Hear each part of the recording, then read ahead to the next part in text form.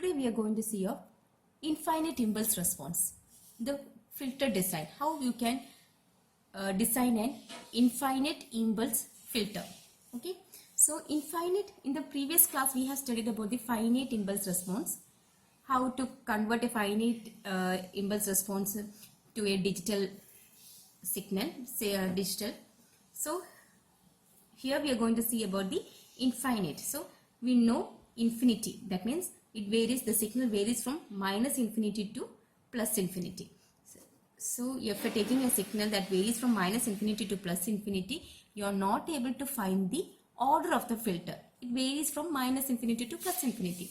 For that, you are taking a portion of the filter and you are converting that to a low pass filter. Okay, so why you are taking a low pass filter means, low pass, here the low, when you are taking a converting, you can convert to any frequency selective filters. Frequency selective filters, I told you in the previous classes, that they are low pass, high pass and band pass. Only low pass filter you will get the initial state. This is the, if you are taking a low pass filter, you will get the initial value 0. Then you have to find the magnitude as well as the frequency response to find the order of the filter.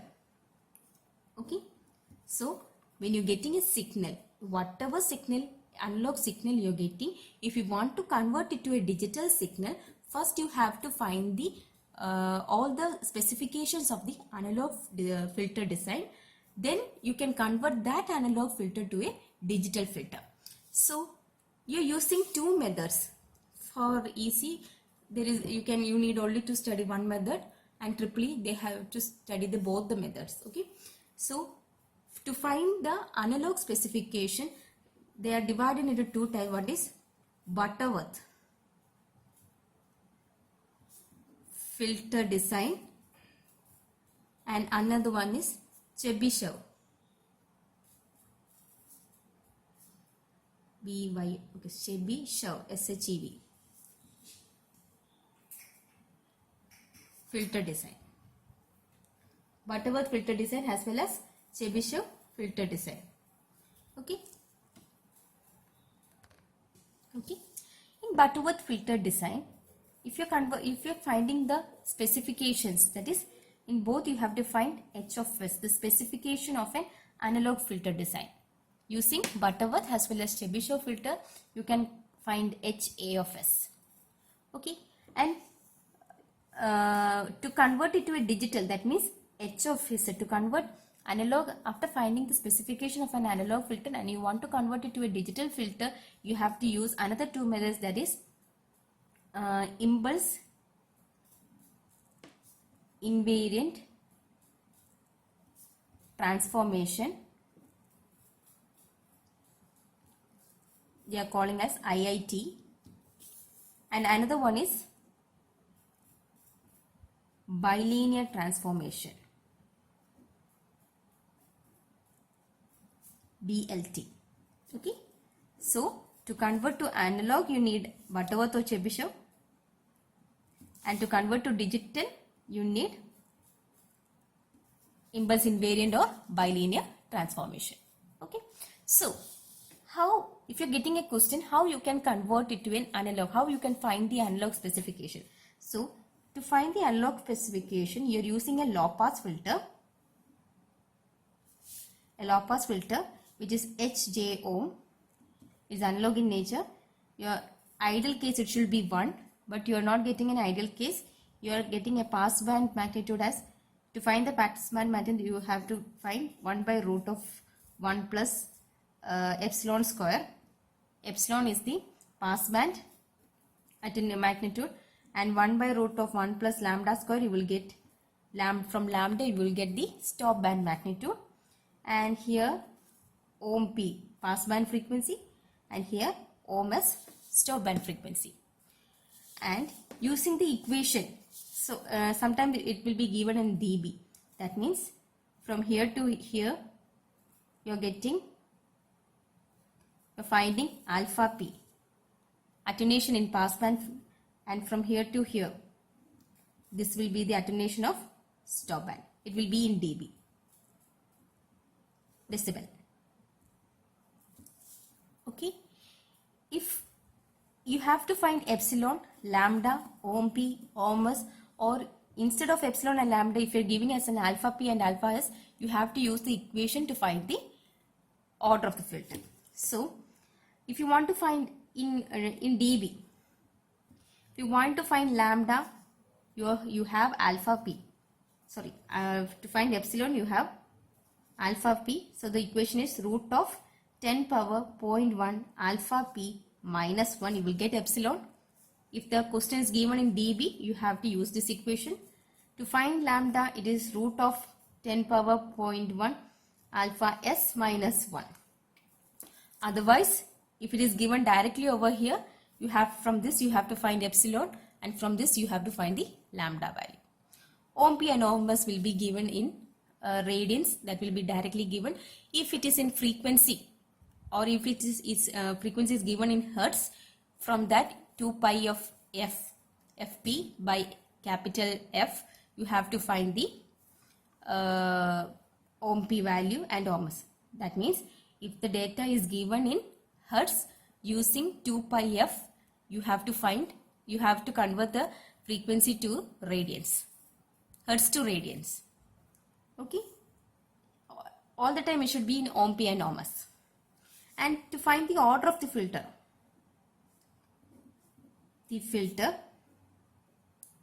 your equation n is greater than or equal to. So whatever value you are getting, you have to take the next higher integer.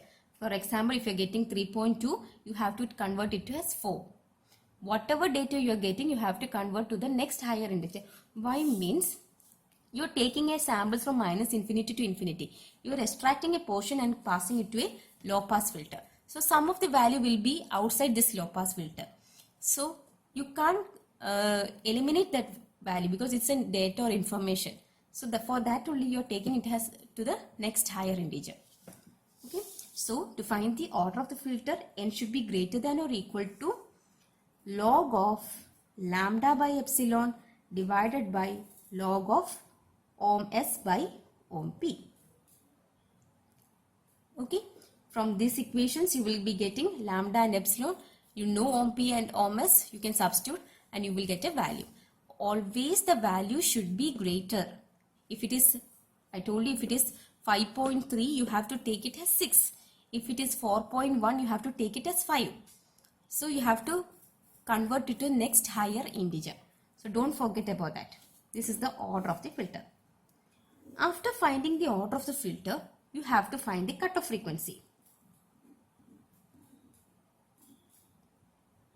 So ohm C is equal to, you know, ohm P divided by epsilon raised to 1 by capital N. From the previous thing you know epsilon, and N is the order of the filter. So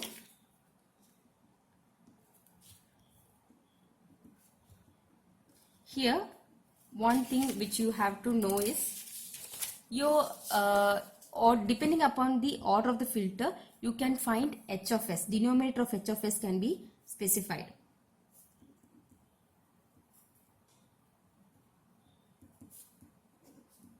So that will be directly you can write the value. If the order of the filter is 1, you can take it as s plus 1. Denominator will be 1 by s plus 1. If the order is 2, s square plus root 2 s plus 1. The order is 3, s plus 1 into s square plus s plus 1. If the order is 4, you will get s square plus 0.76537 s plus 1 into s square plus 1.8477 s plus 1. If it is 5, s plus 1 into s square plus 0.61803 s plus 1 and s square plus 1.6. Here if it is 0, this is 1. 1.61803 s plus 1. It goes like that. So directly whatever order you are getting, if it is 3.1, you will take it as 4. Directly you can write the denominator h of s is equal to 1 divided by the denominator of 4. Okay, directly you can write. And then what you have to do, you have to find h a of s from h of s. That is the complete analog specification. You got h of s over here, and if you want to find the complete analog specification, what you have to do means you have to substitute s tends to s by ohm c. So wherever you have s, you have to substitute s by ohm c. The cutoff frequency what you are getting in the previous ohm c, that value you have to substitute over here. Where in the place where you in h of s where you are getting, and finding the numerator value, you will be able to find ha of s. So from this you can find the analog, complete analog specification. Okay. And after getting that complete analog specification, if you want to convert to a digital, I told you there are two types. One is IIT and other one is BLT. So they are the digital specification. To convert to a digital specification using IIT, what you have to do is, after doing this, you will get a numerator and denominator. In that, you have to do partial fraction. Okay. After doing the partial fraction, you have to find the constant term from there, and h of z, the equation will be ck divided by 1 minus e raised to pk capital T into z inverse. Okay. And here BLT. In BLT, what you have to find is, in the starting itself, you have to pre-warp. That means there's a drawback in IIT. Using impulse invariant transformation, there is one problem. Only low pass filter, only low signal frequency or low frequency signal can pass through the impulse invariant transformation. If you're going for an higher frequency, there will be, it will obtain a non-linear. That means the signal will be non-linear. That means here, as the frequency is increasing, the signal won't be in a linear. As it increases, it will go to a non-linear portion. This effect is called as warping effect. As the frequency ohm, as frequency increases, the signal fails to obtain the linearity, and it will go and becomes non-linear. This is called as warping effect. That means the signal doesn't have that much strength to transmit from one place to another. So what you have to do here, ohm P and ohm S should be pre-warp. Before that, you have to pre-warping. That means you have to boost the signal. As we used to place amplifiers in between when you're transmitting a signal to boost the signal, or to make that signal to transmit from one range to another, you're using amplifiers. So like that, you have to pre-warp the signal. So here in the starting itself, from here itself, you have to, if data is given as a BLT, you have to pre-warp the signal. That means ohm P is equal to 2 by T tan omega P by 2, and ohm S is equal to 2 by T tan omega S by 2. So initially your frequency should be, if the question is given is bilinear transformation, you must think that the frequency should be pre-warped at the initial stage itself. Then only you have to find the order of the filter. Then you have to go to the above procedure. H of S, you have to substitute the cutoff frequency to obtain HA of S. Then you have to come back to the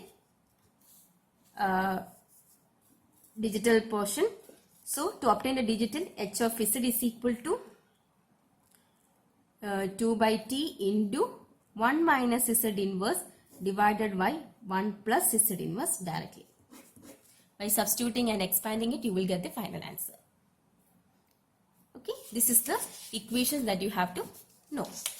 So let us go for one of the problem. So the problem is given over here. Design an analog Butterworth filter that has a minus 2 dB passband attenuation at a frequency of 20 radians per second and at least minus 10 dB stopband attenuation at 30 radians per second. Okay, so here we have to look what all data you have got. you can draw a low pass filter. This is HG. So from the given data, you got alpha p is equal to 2 dB and alpha s is equal to 10 dB. Ohm p is equal to 20 radians per second and ohm s is 30 radians per second. From that, you have the equation to find epsilon, that is root of 10 power 0.1 alpha p minus 1 and lambda root of 10 power 0.1 alpha s minus 1. So your alpha p is 2 dB. If it is minus 2 dB, its question gives minus 2 dB. So the magnitude, you are taking the magnitude, so the modulus value you can take only 2. So 10 power 0.1 into 2 minus 1 root of, and here root of 10 power 0.1 into 10 minus 1. You will get 0.76 and 3. Now you know to find the other ohm p and ohm s is given. So you can directly go to the order of the filter, greater than or equal to. So n should be greater than or equal to log of lambda by epsilon divided by log of ohm s by ohm p. So log of lambda value you got 3 divided by 0.76 divided by log of ohm s is 30 divided by 20. So you will get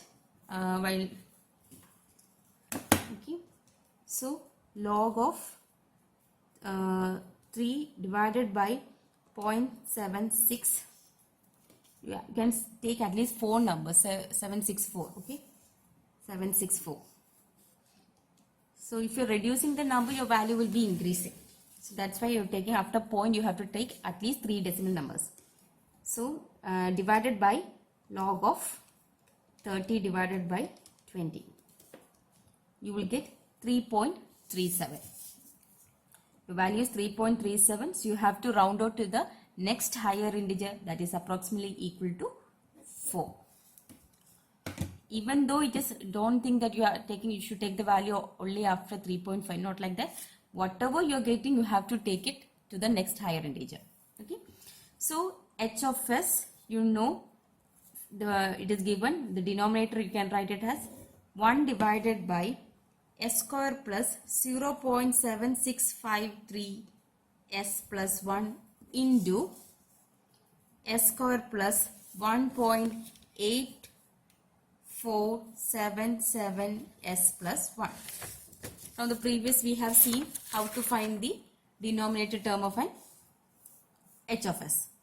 Then you have to find the cutoff frequency. Ohm c is equal to ohm p divided by epsilon raised to 1 by n. Everything you know over here. Ohm p is 20 radians per second. Epsilon is 0.764 raised to 1 by n is 4. So that you will get 20 divided by 0.764 power 1 by 4. 21.39. So that is equal to 21.39. So next what you have to do to find HA of S, you have to substitute S divided by ohm C in H of S. So where in H of S, wherever you have S term, you have to substitute S by ohm C to get HA of S. So again I am going to write over here, H of S is equal to 1 divided by S square plus 0.7653 S plus 1 into S square plus 1.8477 S plus 1. And here you are going to substitute your cutoff frequency to find HA of S, that is 1 divided by S divided by 21.37 the whole square, as it is a square term, plus 0.7653 S by 21.37 plus 1 into S divided by 21.37 the whole square plus 1.8477 S divided by 21.37 plus 1. Okay. So I'm telling you, don't remove the bracket in between. So sometimes it will be a very bit complex for you. So keep it inside the bracket and do it. If you are going for bilinear transformation, like that only you can, if you are able to, you can remove the brackets and you can do it. Otherwise you can keep it inside the bracket itself. So I'm taking the LCM over here. Square is the greater thing. So I'm multiplying 21.37 the whole square with all the terms. So I'm getting 1 divided by, yes, this is 21, the whole term I'm taking 21.37. So you will get this as 21.37 the whole square, that will be cancelled. Again you will get s square plus 0.7653 s into, what happens, 21.37 the whole square will come over here. Okay, so I will show you one thing.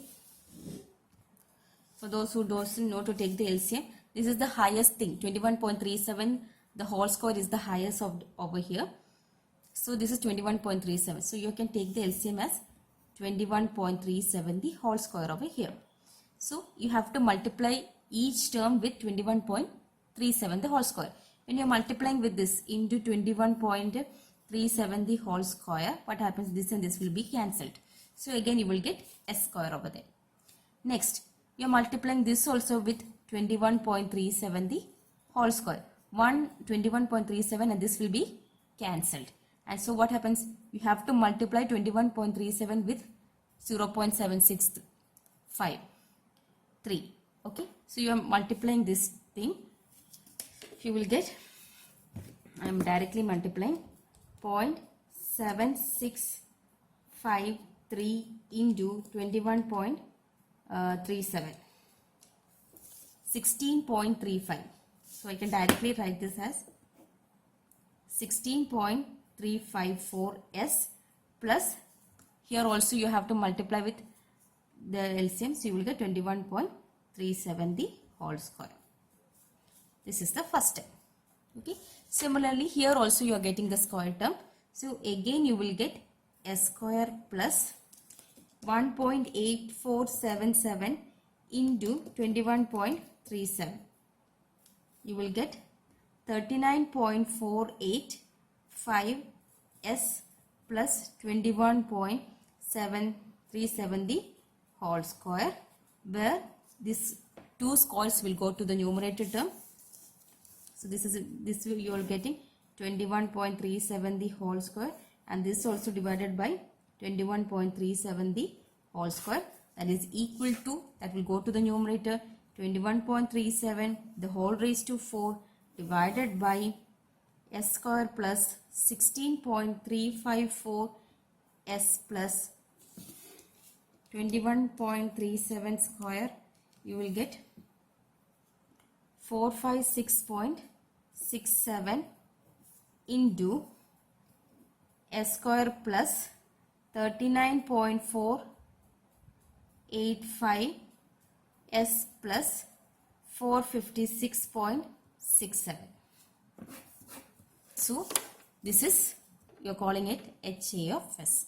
Analog specification. You are finding you got all the specification. That means from a data you have extracted a portion of the data and you have converted to a low pass filter. From that low pass filter you are finding the specification. What is what are the data given? From that you are getting some specifications of the specifications of that filter. Using a Butterworth analog filter, you are converting the whole specification of that desired response. Okay, this is how you can get an analog specification of the using Butterworth filter. Okay, everything you will get from this.